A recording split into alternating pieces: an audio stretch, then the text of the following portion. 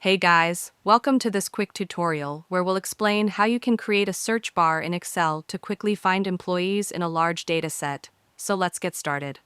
First, make sure the Developer tab is enabled. If you don't see it, right-click the ribbon, choose Customize the ribbon, and check the Developer box. Now go to Developer, then click Insert, then click Text box, and draw a search bar anywhere on your sheet. Right-click the text box, open Properties, and set the linked cell, for example I2. This means whatever you type in the box will also appear in I2. Next, convert your dataset into a table. Simply select your data, press Ctrl+T, and click OK. Now we'll use the filter function.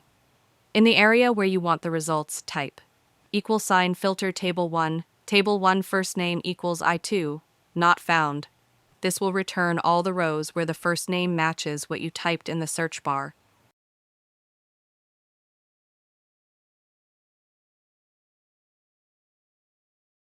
For example, if you type John, all details of John will show instantly.